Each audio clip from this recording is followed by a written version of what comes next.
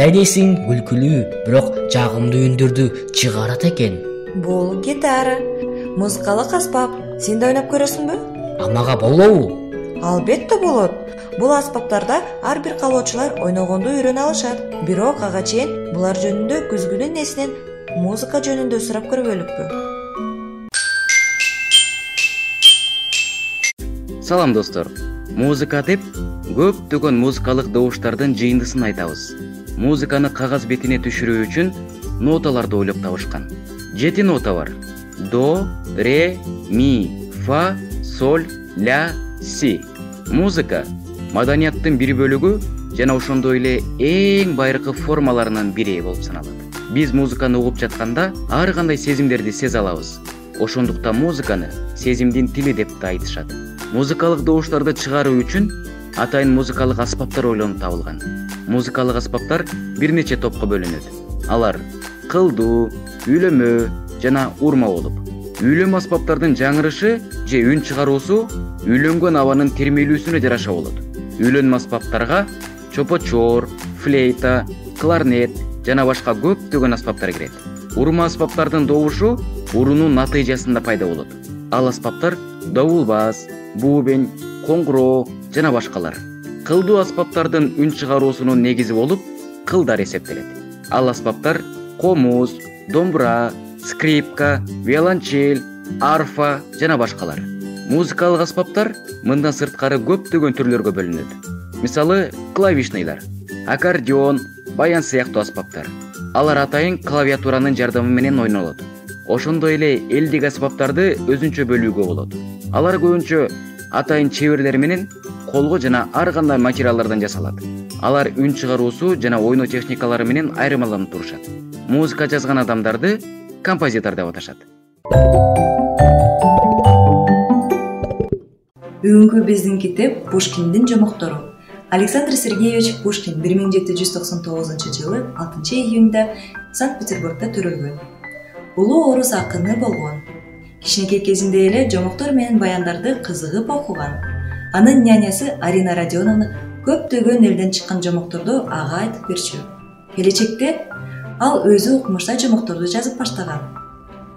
Пушкиндин балдарга арналган жомоктору кызыктуу кармандар менен жана ыр-саптар менен жазылгандыгы үчүн оңой эсте калат.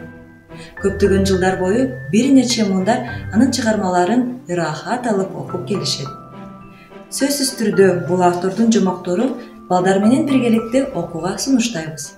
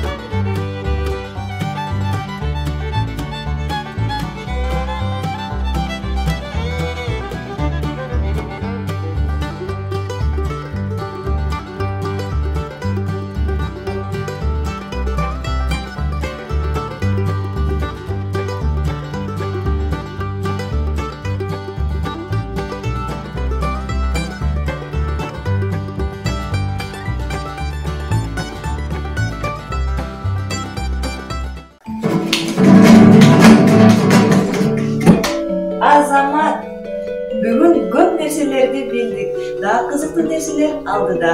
Ага чейин көрүшкөнчө достор.